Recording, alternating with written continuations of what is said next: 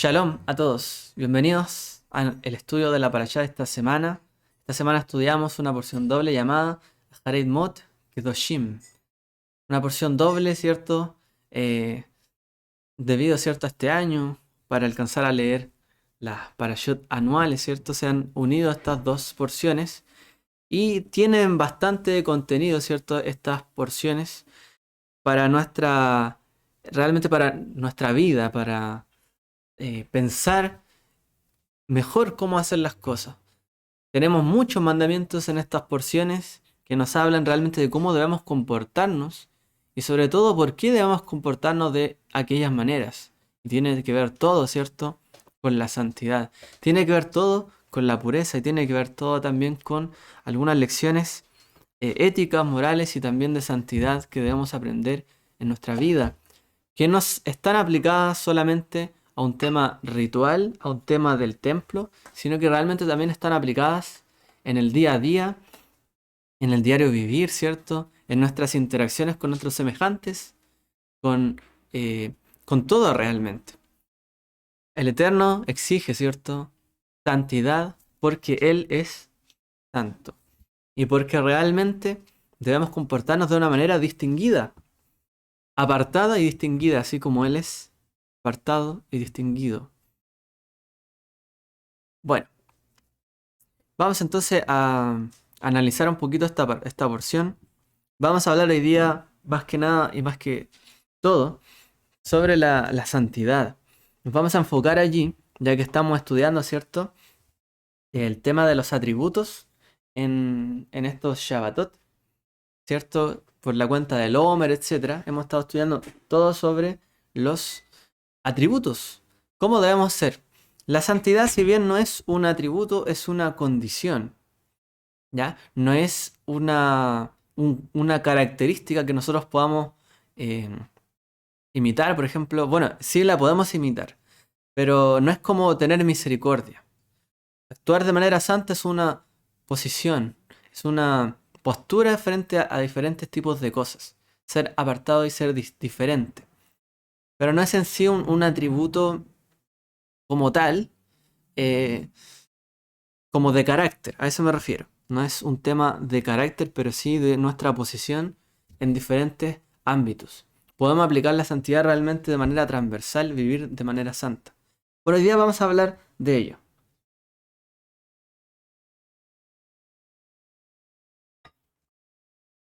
Bueno, ahí tenemos una imagen, al final van a entender por qué tengo esa imagen allí. Pero bueno, ahí tenemos, por así decirlo, un pequeño mundo. Una pequeña, una pequeña vida, ¿cierto?, que vemos allí. La santidad tiene que ver con la vida, tiene que ver con todo, ¿cierto? Nuestro diario vivir, de las cosas más grandes, que a veces nos enfocamos, ¿cierto?, en las cosas más grandes, pero a veces no nos enfocamos en las pequeñas. La santidad, como aquí podemos ver de alguna manera la imagen, es desenfocar un poco la imagen más grande que hay sobre las cosas, sobre lo más relevante, y enfocarnos en las cosas pequeñas. Hay que enfocarse también en las cosas que tienen que ver con la santidad y no siempre en lo más grande que podemos ver y apercibir. Muchas veces las cosas grandes de este mundo, de esta vida, las percibimos como cosas normales, que no tienen nada de diferente y simplemente vivimos nuestra vida y ya. Porque todo es así, funciona y ya está dado y ya las cosas son como son. Por eso hay que enfocarnos un poquito más, en algo más pequeño, en cosas logrables, pequeñas, para llevar una vida de santidad. Tiene que ver con ello, la imagen. Bueno, los temas que se tratan en esta porción son los temas siguientes. Bueno, la porción doble, ¿cierto? Hablamos de, primeramente se nos habla de el Yom HaKippurim, el día de la expiación, el día de las expiaciones, donde se nos describe, ¿cierto?, el proceso que debe llevar a cabo el sumo sacerdote, cuándo debía ir, qué día, en qué momento, y cuál era el procedimiento que debía tomar. Luego nos habla sobre la matanza de los animales, es decir, cómo, bueno, cómo debía ser llevado a cabo, ¿cierto?, todo este proceso. el sacrificio, ahí la traducción no ayuda mucho, la matanza. Pero en sí el tema de los sacrificios, ¿cierto? Cómo debía ser llevado a cabo. O sea, cómo debía, ¿cierto? Degollarse, ¿cierto? Un novillo, un cordero, una cabra. Dónde debía hacerse, ¿cierto? Cómo se debía rociar. Tiene que ver con todo el proceso ya ritual de la sangre, ¿cierto? Todo lo que se aprovecha también de los sacrificios, de los animales, cómo hay que proceder, ¿cierto? En cuanto al animal en sí, que es muerto, ya sea para motivo eh, sagrado o no, o común. Entonces allí aparece también la prohibición de comer sangre, o beber sangre, ¿cierto? No debemos beber sangre, porque allí está la vida, está la vida, más que el alma en sí, en el contexto de la Torah, ¿cierto? El alma no es el concepto que nosotros pensamos. En la Torah, Nefesh tiene que ver con una persona, una vida. La vida de toda carne, ¿cierto? Está allí, en la sangre. Y realmente sabemos que es así. La sangre juega un papel fundamental, ¿cierto? Para hacer fluir desde el corazón, ¿cierto? Bombear todos los nutrientes, las cosas que necesitamos, la circulación, lo que nos mantiene vivos prácticamente. Y que mantiene también todo nuestro cuerpo conectado. En la sangre.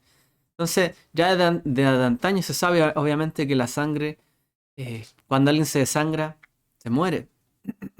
Cuando se corta ciertos canales de la sangre, se muere como el animal. Entonces hay una prohibición en este sentido de comer sangre.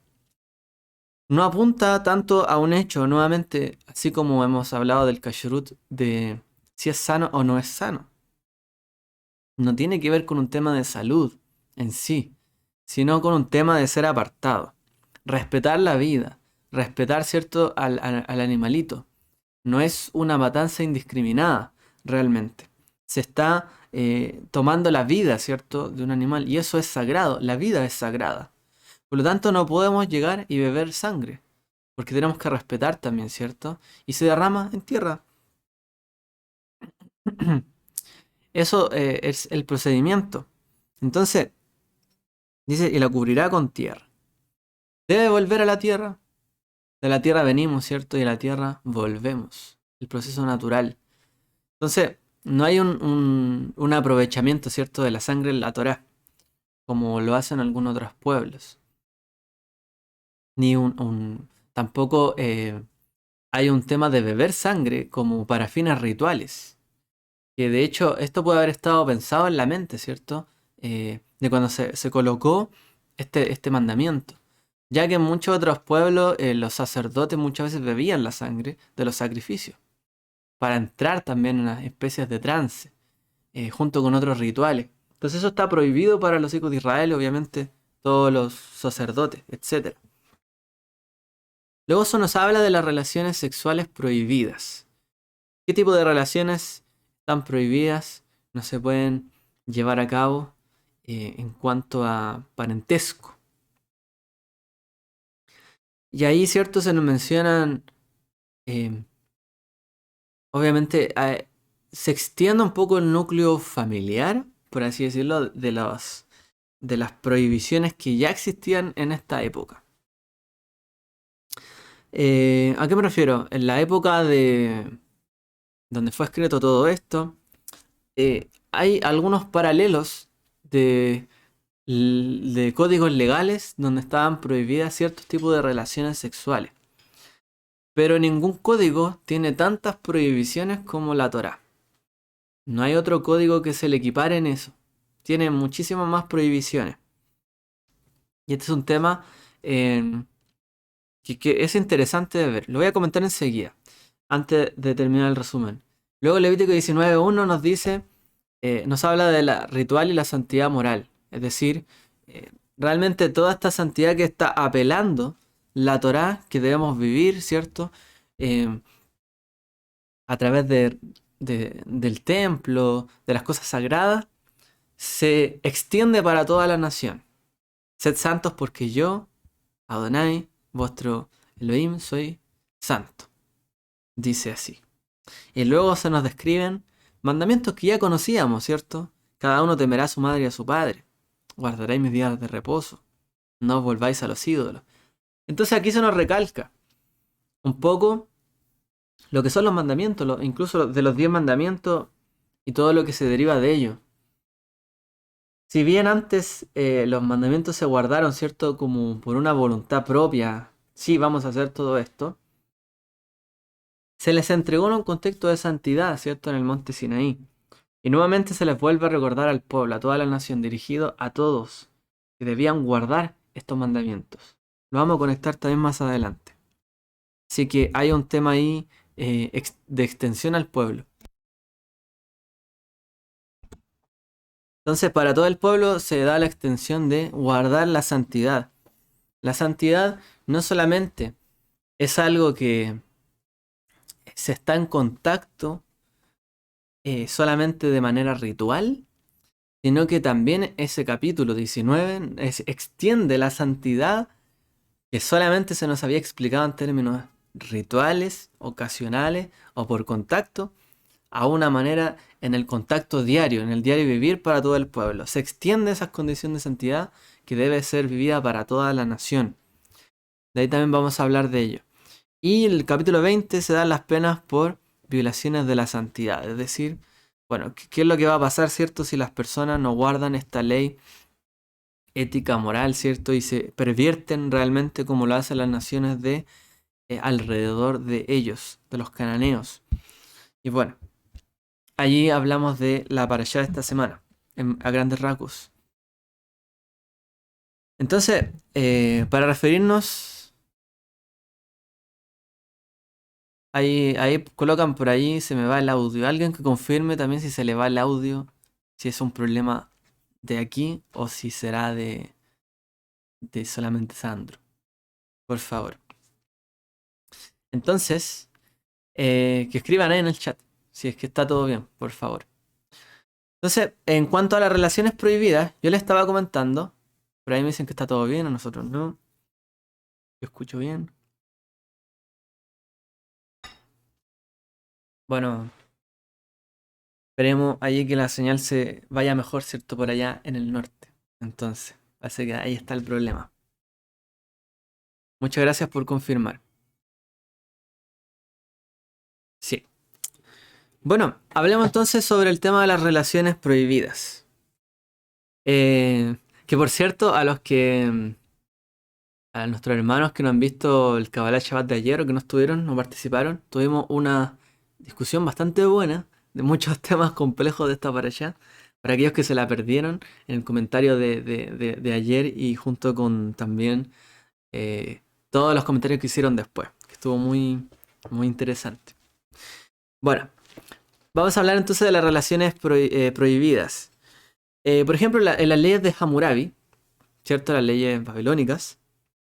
Y hay las leyes hititas, que era un imperio, ¿cierto? Que estaba al norte de Israel. Así como los que también plantea la Torá, existen ciertas prohibiciones, pero no al nivel, como les decía yo, que en la Torá hay. O sea, la Torá es mucho más restrictiva en cuanto a ciertos tipos de relaciones. Las leyes hititas, por ejemplo, y describen ciertas prohibiciones, pero no son tan extendidas. O sea, tiene que ver con un tema familiar más núcleo cercano. Se prohíbe el incesto, por así decirlo, en un núcleo cercano, directo prácticamente. No a un nivel más indirecto, familiares como hermanos de, etc.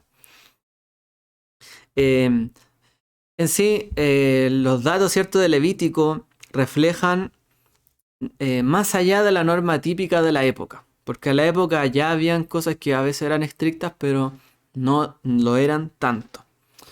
Y sobre todo para analizar el caso de Egipto, que vamos a mencionarlo, porque realmente de las prácticas cananeas no hay mucha información, no hay suficiente información para concluir cómo llevaban su vida sexual. Pero en cambio, en Egipto sí se puede saber. ¿Por qué? Porque los egipcios registraron todo. Ellos tienen registro de todo. Ellos pintaron todo, ilustraron, escribieron. Realmente ellos colocaron su legado, ¿cierto? Por escrito y por imágenes y todo lo que se ha descubierto. Entonces, sí hay mucha información sobre cómo ellos llevaban su vida íntima en este sentido. Y sí se saben bastantes cosas de ellos, por lo menos. Los egipcios eran como, eran como hoy día, por así decirlo, las naciones más liberales, o las personas, mejor dicho, más que naciones, más liberales. Eran muy liberales los egipcios, muchísimo. Y cosas que para nosotros son como tabú, para ellos no lo eran. Entonces, por ejemplo, en caso de los egipcios, el incesto no era algo tabú, no era algo complejo. ¿Ya? Entonces, por ejemplo, en Egipto se prohibía el adulterio. No estaba bien visto el adulterio. El igual, ¿cierto? Que en la Torah. Qué bueno, Sandro. Ahí que se cambió para YouTube. Ahí cualquier cosita, ¿cierto? Tienen las dos opciones entre Zoom y YouTube, si hay algún problema. Entonces, eh, Egipto prohibía el adulterio, pero no otras cosas. ¿Ya? Entonces, por ejemplo, en el siglo XIV, antes de la era común o antes de Cristo, por ejemplo, en el periodo ptolomaico, algunos faraones se casaban con hermanastras. O a veces con hermanas completas, es decir, hermanas de padre y de madre. Hermana, consanguínea, realmente. Hay también otros casos registrados donde hay matrimonios que no son de la casta real, pero también se casaban entre hermanos en Egipto.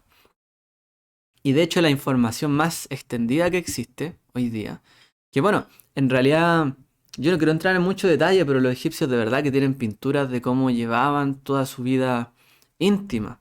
Y se sorprendería el parecido que tienen a la libertad sexual que hoy día hay a lo que ellos vivían. Porque de verdad que se puede comparar.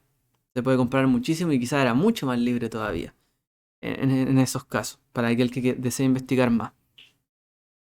Pero, por ejemplo, en el siglo II de nuestra era, hay un censo que se hizo en Egipto y en la capital del distrito de Arsinoe, que está al suroeste de la actual El Cairo,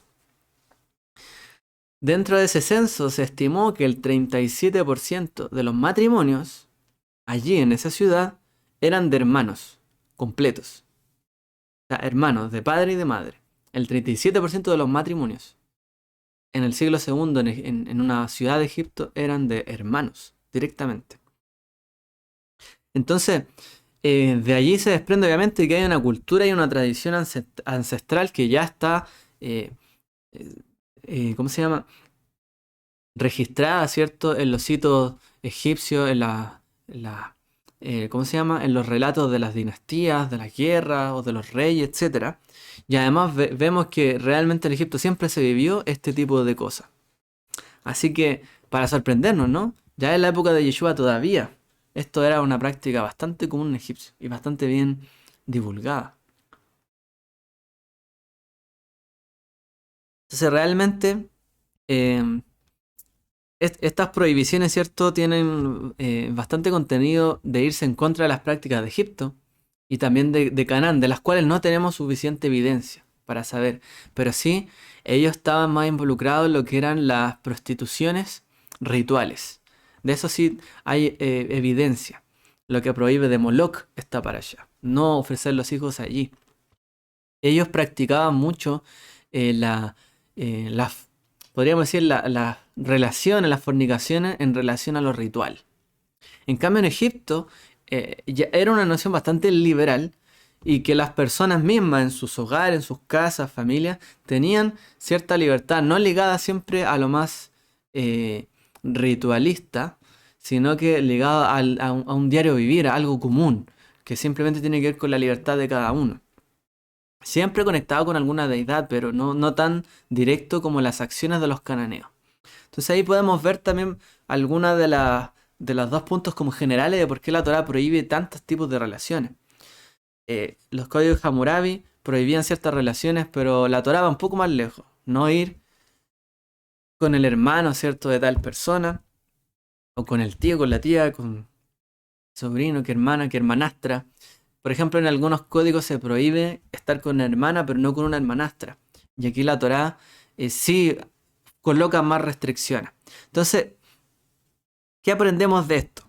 Finalmente. Obviamente que la Torá, ¿por qué se coloca en esta posición? Y es lo mismo que pasa con los sacerdotes. Esta porción, la porción sobre todo Kedoshim, está bajando los niveles de la santidad. El nivel de rigurosidad que requiere el Eterno de la santidad para los sacerdotes, los está bajando al pueblo.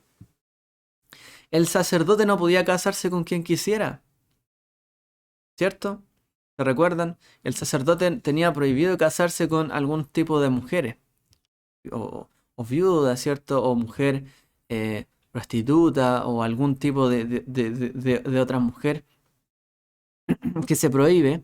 El punto es que en muchos pueblos no se prohibía nada para los hombres, ¿cierto? Para el resto del pueblo que no eran sacerdotes ni de la casa real, que tengan alguna prohibición, pero la Torá sí lo hace.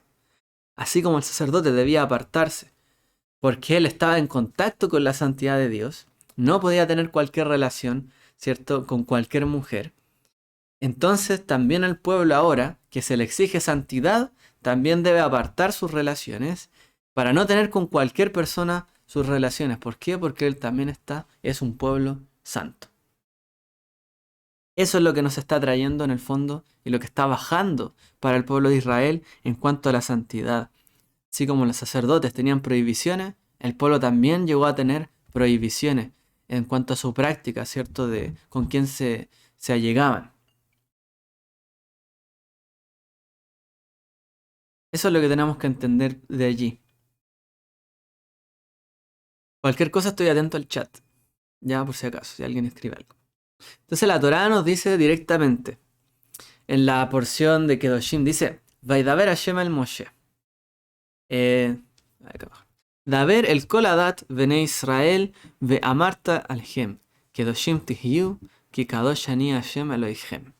Entonces habló el Señor a Moshe diciendo, habla a toda la congregación, dice Kol Adat Bene Israel, a toda la congregación de los hijos de Israel, de los israelitas, y diles, Kedoshim Tihyu, santos serán, ki Kadosh ani, porque santo soy yo. Hashem, ¿cierto? Elohim, vuestro Dios. Así está escrito. Santo seréis, porque santo soy yo. El verso, ¿cierto? Lo dice de esta manera.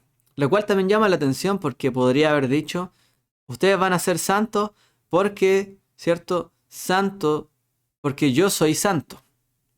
Que en verdad esta traducción que está aquí está al revés. Pero en realidad lo que dice en hebreo dice santos serán porque santo soy yo. Es decir, no está diciendo santos serán porque yo soy santo, sino santos serán porque santo soy yo. Hay una lectura diferente, ¿cierto? Es cuando alguien quiere resaltar, ¿cierto? La característica, la cualidad, el adjetivo aquí, que él es santo. Entonces, no está diciendo la Torá en este sentido que Dios es santo porque cualquiera puede ser santo. No. Tenemos que ser santos no porque cualquiera es santo, sino porque santo soy yo, dice el Eterno. Es decir, Él está en otra categoría de santidad. No nos podríamos realmente equiparar totalmente a Él. Él es el nivel de santidad. Él es el santo. Él es la santidad en sí. Y eso nos está pidiendo realmente. Seamos santos así como Él es santo. Y Él es santo no solamente porque nosotros le categoricemos a Él como que es santo, sino porque santo es Él. Y es diferente el concepto, la imagen. La imagen es diferente. Como Él es santo, Él es apartado, Él es diferente de todo, de todas las prácticas que ellos han tenido, por lo tanto ellos también deben comportarse de una manera apartada y distinguida. Yo, un Dios cierto que he sido solo para ustedes, la experiencia que tiene Israel en cuanto a la liberación de Dios, ¿cierto? Del Eterno, de Egipto, no tiene ningún paralelo en el mundo antiguo. No hay ninguna otra nación que tenga una experiencia como la de Israel, donde su Dios los liberara, ¿cierto?, de una nación y los levantara y los preparara para convertirse en una nación y en una cultura diferente.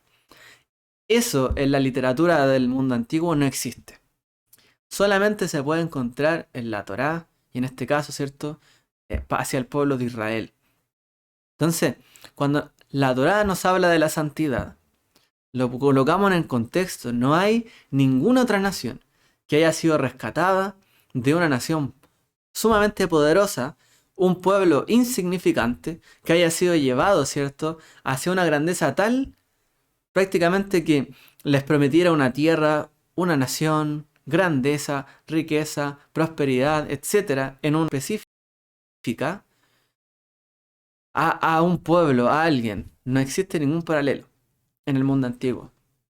Por lo tanto, esta frase también, cuando dice, porque santo soy yo, es porque yo he sido diferente con ustedes. Yo los he tratado diferentes. Ustedes no, me han conocido a mí como nunca han conocido a otro Dios. O cualquier otra idea, ¿cierto? O quizás mitología de otro Dios. Ustedes me han conocido a mí de una manera totalmente diferente. Santo soy yo. He sido apartado para ustedes. No hay ninguna otra nación que haya sido rescatada y le haya sido entregada una Torá de esta manera para hacerles una nación como lo que yo estoy diciéndoles, que será una nación santa. Entonces, no tiene ningún paralelo este llamado que hace el Eterno a la santidad para el pueblo en ninguna otra literatura, en ningún otro pueblo realmente del mundo antiguo. No existe ese paralelo. Entonces, aquí realmente lo que está planteando la Torá es algo diferente. Realmente, la experiencia que han vivido ustedes los va a llevar a una experiencia diferente también en el futuro. Si bien antes, ¿cierto?, eran ustedes llevados, ¿cierto?, por Egipto, por su vida, por su camino, por sus costumbres, yo los saco de allí para hacerlos diferentes. Y van a ir por un camino diferente también. Entonces la experiencia tanto de dónde salimos hacia dónde vamos va a ser diferente. Y tiene que ver con la santidad. Mientras ustedes estén en contacto conmigo, mientras mi presencia esté entre ustedes, van a ser santos porque santo soy yo, dice el Eterno. Entonces la experiencia que coloca aquí la Torá nos debe llamar la atención. No está escrito así porque sí, realmente. Y como les digo, no hay ningún paralelo en ninguna otra nación que tenga una instrucción como esta, realmente. De santidad que vaya a engrandecer sus vidas en cuanto a la justicia social, a la justicia del uno al otro con Dios, la justicia dentro de las familias, en la sociedad, en los campos, en las ciudades, etc. Bueno, ¿dónde podemos ver todo esto? Nosotros podemos ver este llamado a la santidad a lo largo de todo este camino que tomó Israel, ¿cierto? Que Dios en el fondo los llevó, los sacó para hacerlo una nación diferente y apartada. ¿Qué es lo que nos dice la Torá? Ahí en Éxodo, el primer indicio, dice: Moshe subió hacia Dios y el Señor lo llamó desde el monte diciendo: así dirás a la casa de Jacob y anunciarás a los hijos de Israel: vosotros habéis visto lo que he hecho a los egipcios y cómo os he tomado sobre las alas de águilas y os he traído a mí. Ahora pues, si en verdad escucháis mi voz y guardáis mi pacto, seréis mi especial tesoro entre todos los pueblos, porque mía es toda la tierra y vosotros seréis para mí un reino de sacerdotes y una nación santa. Goy Kadosh. Estas son las palabras que dirás a los hijos de Israel. Es decir, ¿cuándo fue dicho esto? Antes de la revelación del monte Sinai. Antes de ello, ¿cierto? Ya nos estaba hablando la escritura realmente. Cuando Moshe sube, dice, lo llama desde el monte, le dice al pueblo: yo los he traído hasta aquí. ¿Por qué? Aunque mía es toda la tierra y todo lo que hay, los he traído hasta aquí para que escuchen mi voz, se reúnan frente a mí. Yo los he tomado de una manera diferente de entre las naciones. Yo los he hecho un especial tesoro. Aunque mío es todo, pero aún así ustedes serán para mí un reino de sacerdotes y una nación santa.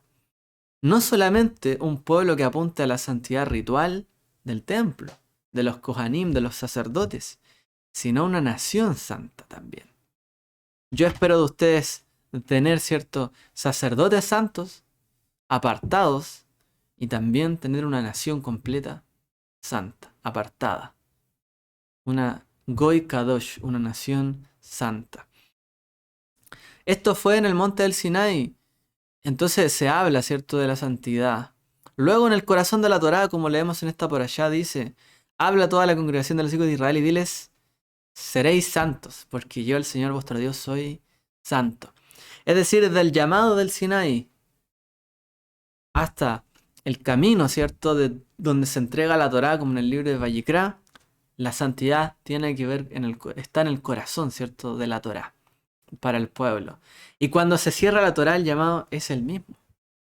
Dice en Devarim, casi al finalizar, ¿cierto?, en la Torá dice: y Adonai tu Elohim te manda hoy que cumplas estos estatutos y ordenanzas, cuidarás pues de cumplirlos con todo tu corazón y con toda tu alma. Has declarado hoy que el Señor es tu Dios y que andarás en sus caminos y guardarás sus estatutos, sus mandamientos y sus ordenanzas, y escucharás su voz, y el Señor ha declarado que hoy tú eres su pueblo, su exclusiva posesión, como Él te prometió, y que debes guardar todos sus mandamientos, y que Él te pondrá en alto sobre todas las naciones que ha hecho para alabanza, renombre y honor, y serás un pueblo consagrado al Señor tu Dios, como Él te ha dicho.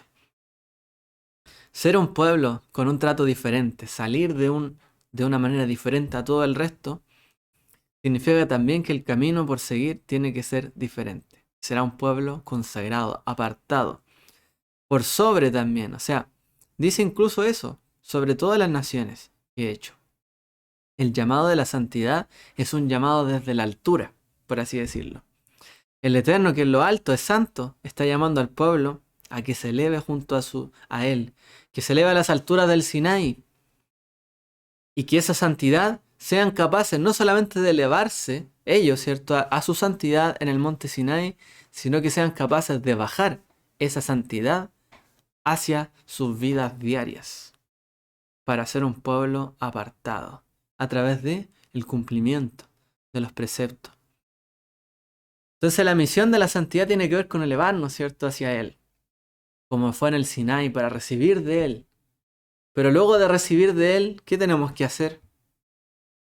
Primero Él nos aparta, nos coloca frente a Él, ¿cierto? Sacó al pueblo de Israel y lo colocó frente a Él. Y luego el pueblo tuvo que elevarse, recibir, ¿cierto?, desde las alturas. Y el llamado ahora es para que el pueblo baje y practique esa santidad en medio de sus acciones diarias. Ese es el desafío que plantea, ¿cierto?, la Torá. Hablemos sobre santidad entonces. Kedushá en hebreo. Santidad se dice Kedushá.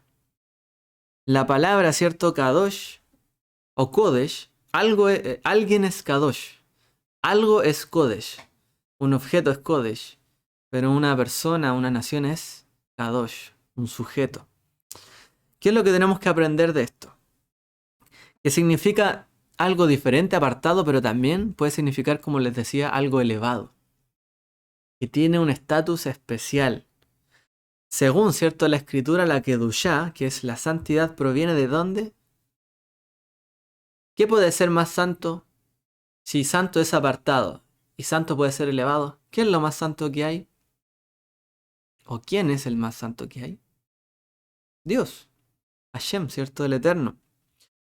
La santidad, por lo tanto, proviene de aquel que es más apartado.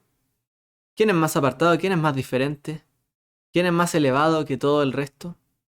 Dios.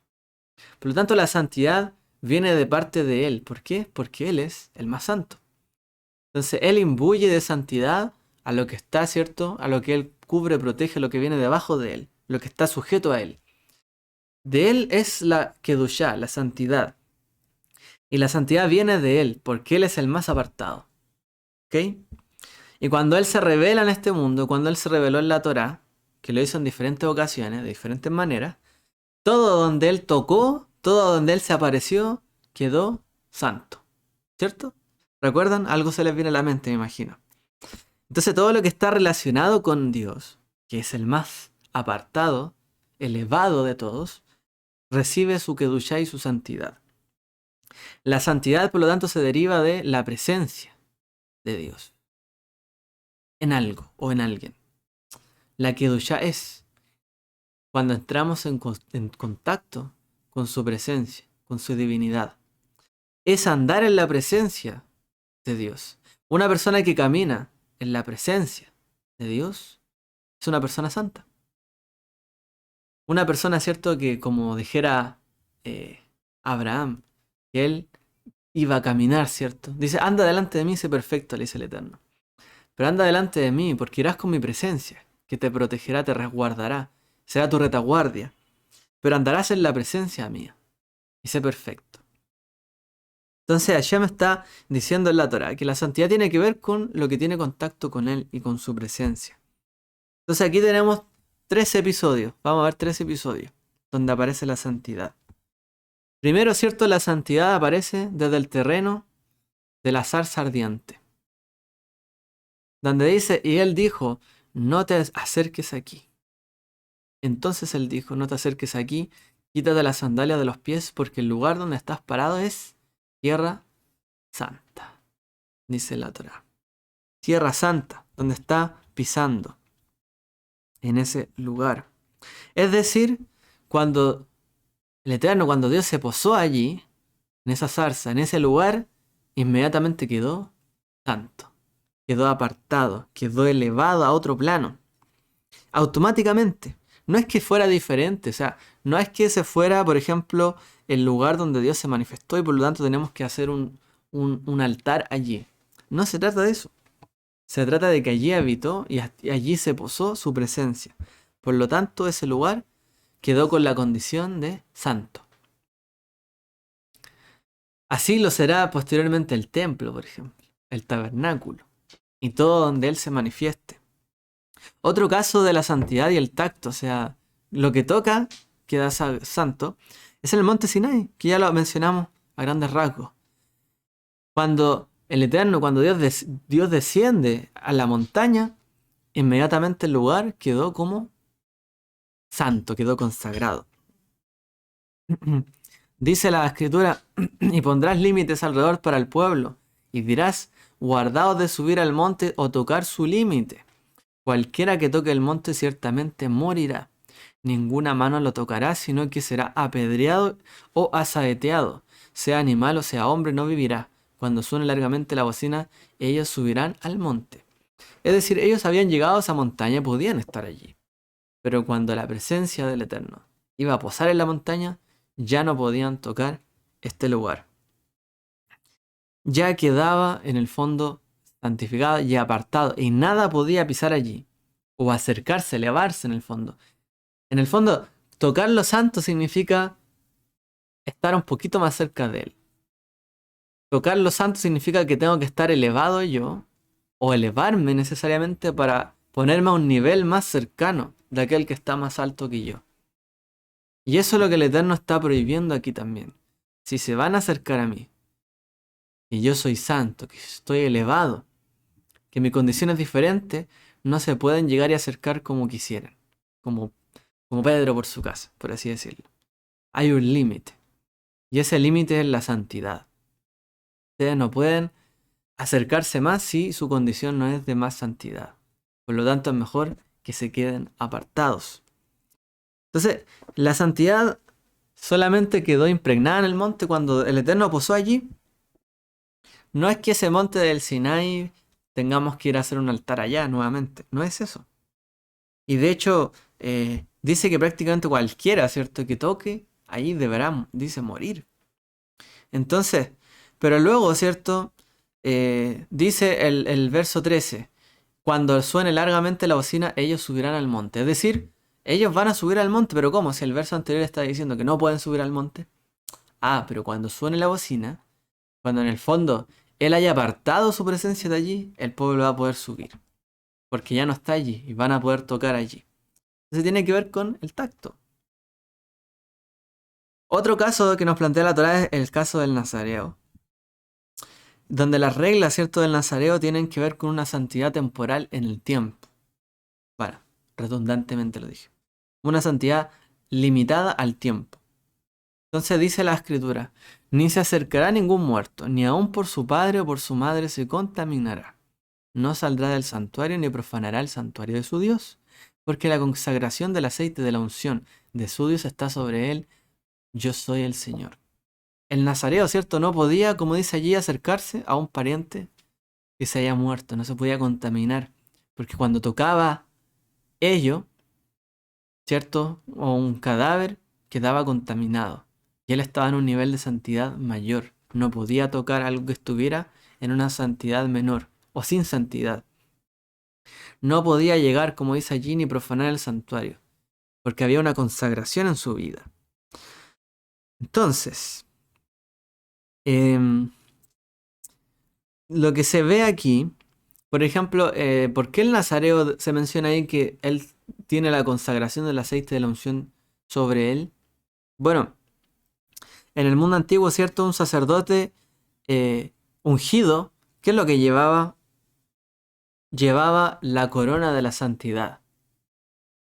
Cuando, ¿cierto? El sacerdote se ponía un turbante arriba, cuando se ponía algo arriba, tiene que ver con una corona de santidad. Ese es el concepto antiguo hasta el día de hoy que se entiende. Bueno, y que viene de la época antigua. El nazir dejaba crecer su cabello, el nazareo, ¿cierto? Dejaba crecer su cabello a una manera de una corona especial. Era una corona de santidad su cabello. Su cabello era esa fortaleza que lo hacía en el fondo decir estoy apartado, estoy santificado para el Eterno. Y tiene que ver con una corona. Entonces en el momento en que él tocaba un cadáver se volvía impuro. Pero cuando él cortaba, ¿cierto? Su cabellera, él inmediatamente esa corona de santidad se iba de él y él podía hacer las cosas naturales.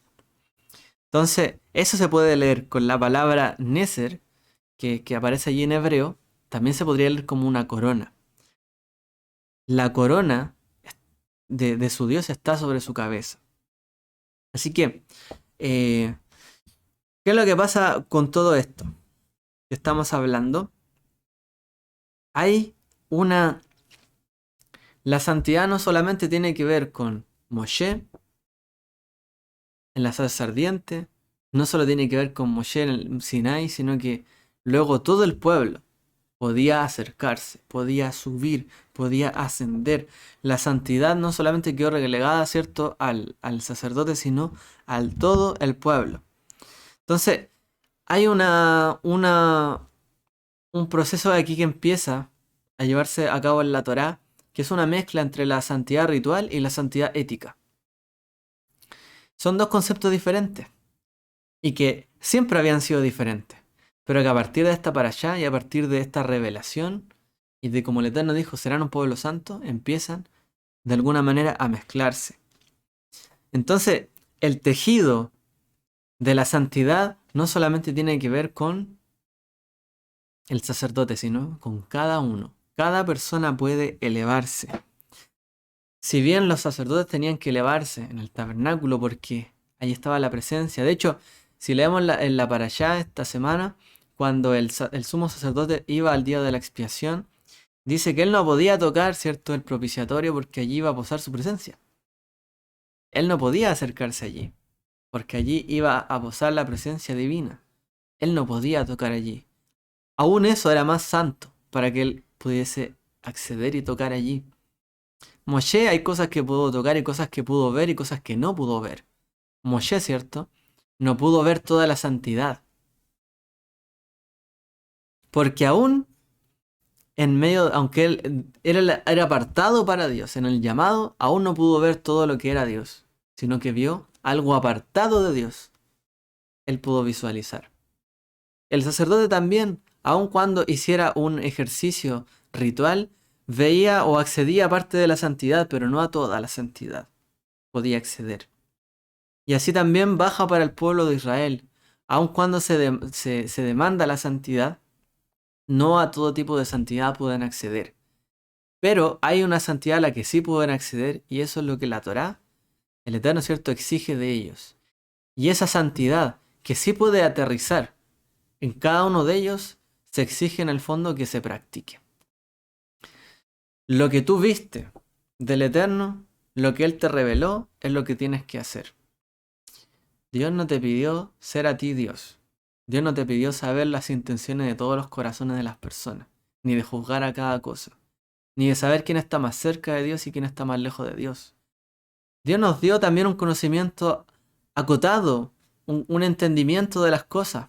Nos dio niveles de santidad, para que también juzgáramos nuestra vida, nuestras acciones, nuestro comportamiento, conforme a esos apartados que Él nos entregó a cada uno de nosotros. Así como Moshe le entregó una parte, le permitió ver una parte, vivir de una manera conforme a lo que Él recibió. Porque después de que Él vio al Eterno cara a cara, dice que nunca más fue a su tienda. O sea, nunca más, prácticamente la Torah habla como que no se acercó incluso a su esposa. Vivía apartado. El hecho de acercarse más a Dios lo hizo apartarse de también. Entonces, lo que el Eterno también exige de nosotros es que, conforme a la santidad que Él nos ha revelado, que Él le reveló al pueblo de Israel, cada uno de nosotros también se aparte. Conforme a aquello que Él nos reveló de su santidad, nos comportamos conforme a ellos santos. Pero no nos pidió acercarnos más allá a lo que no nos fue revelado, a lo que no nos podemos acercar. Él nos pidió la santidad que Él sí nos requirió de nosotros, no al nivel máximo de la santidad, etc. Y en esto también tenemos que ser inteligentes, por así decir. Nosotros tenemos que cumplir grados de santidad, pero los que Él nos pidió, los que Él nos enfocó a nosotros, y no algo más allá que todo ello, sino en lo que Él nos acotó a nosotros. Así como Dios a cada uno le entregó una revelación de su santidad, lo hizo cercano de un llamado, con un llamado diferente, a cada uno de nosotros también nos llamó a ser santos, de la manera en la cual Él nos ha enseñado. Ya sea que alguien se aparte en su vida normal, en los estudios, quizá en el trabajo, de lo que come, de juntas con personas, o quizás cómo actúa, cómo hace negocios, cómo se dirige hacia el prójimo, cómo honra a padre, madre, cómo trata con animales, ¿cierto? Cómo trata con los campos, etc. A cada uno, conforme a lo que tiene, se le pidió un grado de santidad. Pero no se le exigió más allá de la santidad que ha recibido. Nuevamente, Moshe no recibió todo, no vio todo, vio una parte. Y lo que vio, lo guardó y lo llevó en su vida. El sacerdote también lo que él tenía, lo apartó y lo tenía que vivir. Pero el llamado de Israel y el llamado de un sacerdote no era el mismo. Entonces, nosotros tenemos que comportarnos santos conforme al llamado de Dios para nuestras vidas y conforme a lo que Él nos ha entregado a cada uno de nosotros. Todos debemos confluir, obviamente, en lo que la Torá nos ordena. Pero cada uno de nosotros recibió un llamado. Él nos entregó su cuota de santidad. A cada uno de nosotros nos mostró alguna característica de Él. Nos mostró como un Dios Padre, un Dios fuerte, como Padre, como misericordioso, como piadoso, como un Dios justo, que nos protege, que nos guarda, que nos guía. Y cada área en la cual Él tocó, por así decir, nuestras vidas, que entramos en contacto con Él, Él exige en ello una santidad. Y eso es algo que yo creo que marca nuestras vidas.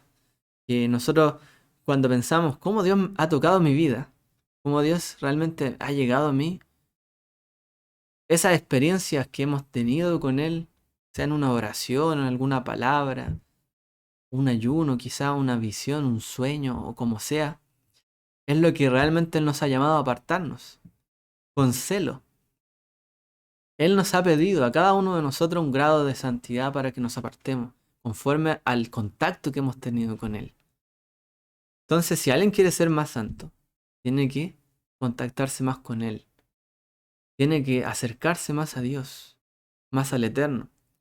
De otra manera, si pretende ser santo, conforme a cómo actúa con el resto, o conforme a que Él es diferente en todo y que en todo es mejor que los demás, va a terminar siendo como un hipócrita, un santurrón, como Yeshua acusó a muchos de alargar sus filacterias, ¿cierto? Sus tzitziot, para ser visto. Alargaban sus oraciones para que los demás lo vieran que eran hoy más santos, más apartados. No. Tú entra en tu cuarto, dice Yeshua, enciérrate, cierra la puerta y ora a tu Padre que está en los secretos. Tu Padre que ve en los secretos te recompensará en público. Si tú quieres vivir la santidad, ten más contacto con el Eterno. Si tú quieres practicar más Torah, ten más contacto con el Eterno. La Torah por conocerla, por Torah, por mandamiento, no lo es todo. No por saber todo al revés y al derecho lo es todo. La santidad tiene que ver con el contacto que tenemos con Él. Y ese contacto lo bajamos a nuestra vida práctica y ética. Entonces, la santidad siempre está ligada a con cuánta cercanía tenemos contacto con Él, nuestra relación con Él. De ahí depende nuestra santidad. Así como, por ejemplo, el Eterno le exigió la santidad a los sacerdotes con una lámina, ¿cierto? Aquí de oro, donde estaba grabado Kadosh Ladonai, santidad, ¿cierto? Santo para el Señor. También le dio, por ejemplo, al pueblo de Israel el Tzitzit, donde dice seréis santos. Se guardarán de cumplir todo esto y esta es la señal, y seréis santos. Le recuerda al pueblo, debes vivir en santidad. Y esto hace que tengas que accionar diferente, pero que también te tienes que acercar a Dios de manera diferente. Tienes que proceder diferente con el prójimo conforme a lo que Él te ha entregado a ti. A todos nos ha entregado de manera diferente. De hecho, hay personas aquí que obviamente tenemos más desarrollada alguna área y otros tienen desarrollada otra área, con mayor santidad en su vida. Eso es bueno, eso es malo. Eso es bueno para cada uno si es que está atendiendo al llamado y a la cercanía con la cual Dios, cierto, le está diciendo que tenemos que accionar. Pero todos al final apuntamos hacia lo mismo. Quiero cerrar esta idea de esta para allá, de la santidad y la cercanía y el contacto con Él, con lo que nos enseñan de la sabiduría judía, ¿cierto? Los sabios de Israel en el Pirkei Avot, donde dice lo siguiente. Rabí Hanina Mendoza dice, si el temor al pecado precede a la sabiduría, su sabiduría no perdurará. Si la sabiduría precede a su temor al pecado, su sabiduría no perdurará. Es decir, cuando una persona, ¿cierto?, adquiere sabiduría, eso es bueno, por supuesto que sí. Pero cuando su sabiduría es más grande que su manera de ser apartado, de tener el temor al pecado en el fondo, para no hacer pecado, para apartarse de él, si tiene tanta sabiduría, pero no tiene suficiente energía e intención para ser santo, ser apartado y no conducirse como lo hacen otros, probablemente esa sabiduría no funcione mucho. Pero si su temor es más grande, si su santidad, si la manera en que él vive la santidad del Eterno y sabe que Él es más grande y que Él nos llamó a ser apartados y que realmente debemos guardar su santidad y ser diferentes. Si eso es más grande que nuestra sabiduría o nuestro entendimiento y conocimiento, pues esa perdura.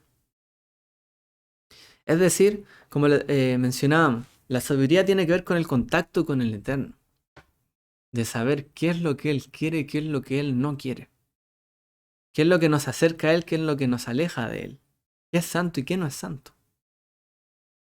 La santidad tiene que ir por sobre, o el temor al pecado, el temor en sí a Dios, tiene que ir por sobre también la sabiduría, dicen los sabios. El temor a Dios va antes que la sabiduría.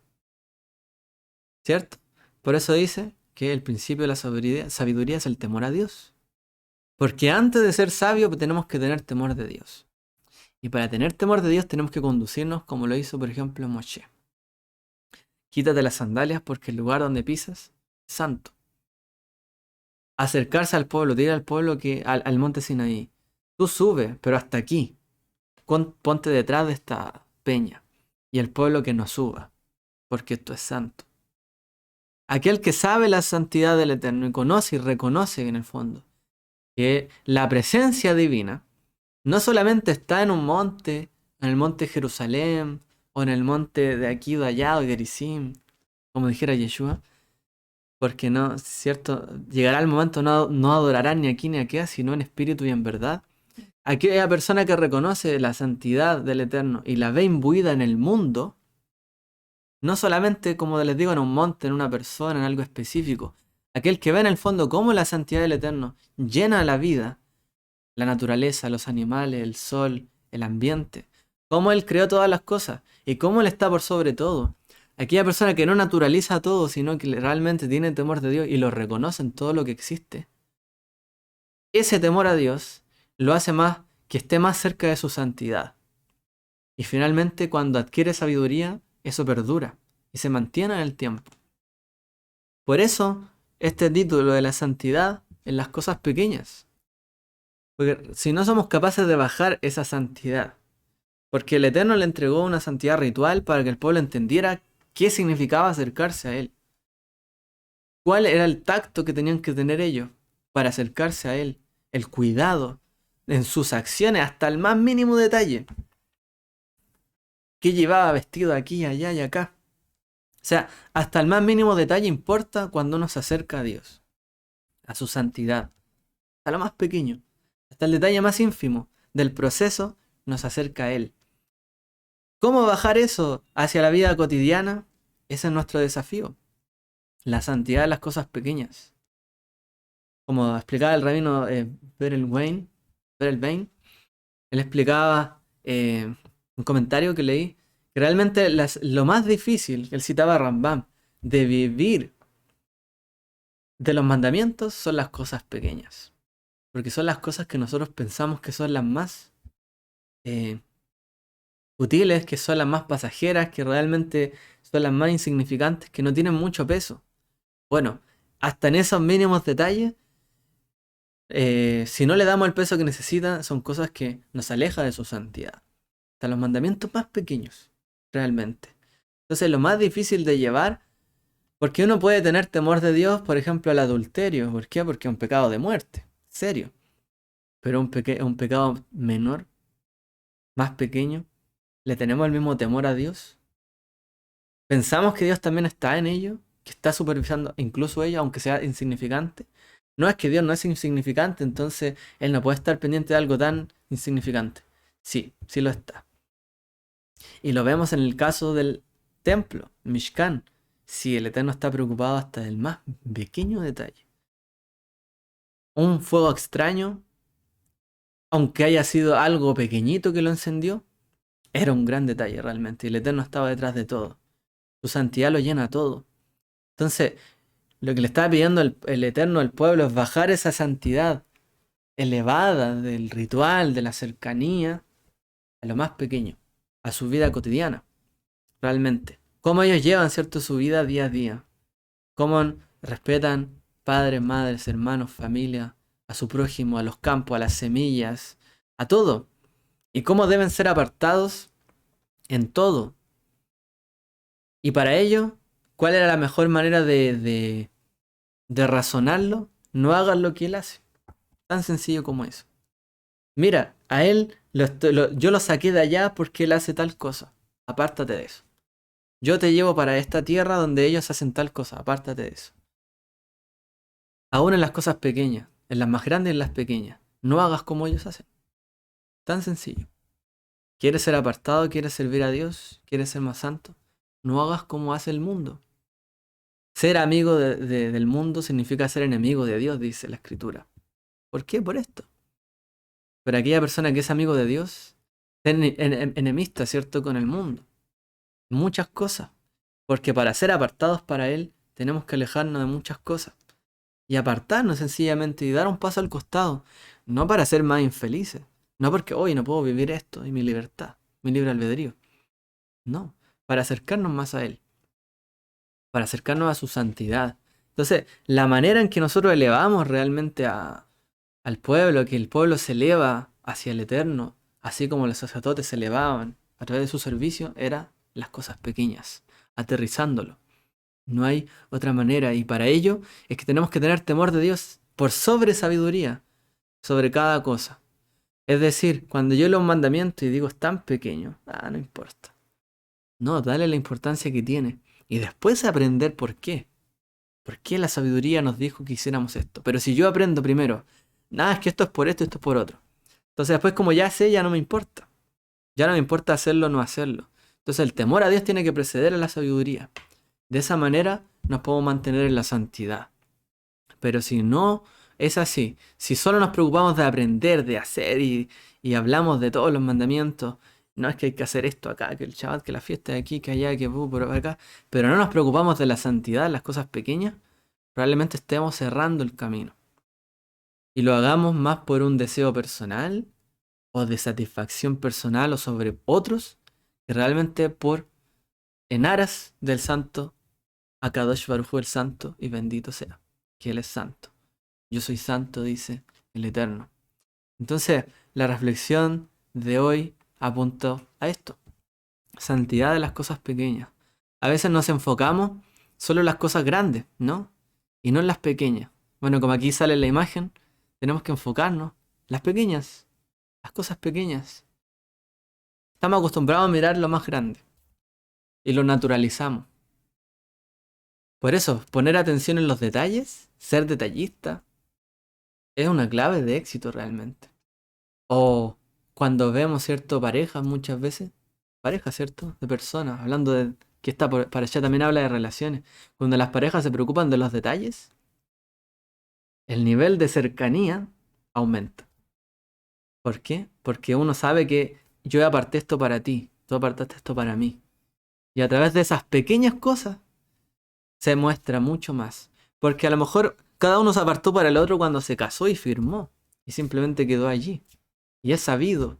Pero lo importante son las cosas pequeñas que llenan el día a día. Que imbuyen de santidad a las parejas, a nuestra relación con Dios y todas las cosas. Y ahí es donde fallamos más. Probablemente. Así sea con todos nosotros. Y es donde tenemos que poner la atención. Y es donde realmente la Torá quiere bajar esta santidad hacia el pueblo. Para que nos demos cuenta de ello. Yo llego hasta acá con comentarios, espero que haya sido de bendición para todos nosotros y que realmente el Eterno nos ayude en su santidad a ser más santos, ser más apartados y entender esta gran dimensión que es la santidad para servirle con temor, con sabiduría y sobre todo como Él nos mandó, para ser pueblo distinguido. ¿Por qué? Para ser distinguido entre los pueblos, ser mejores que los demás. No, para demostrar que nosotros, a través de nuestras acciones que muestran su santidad, Él es apartado. Él es santo, Él es diferente, Él es justo, Él es misericordioso. No nosotros, sino Él. El Eterno les bendiga a todos. Shalom.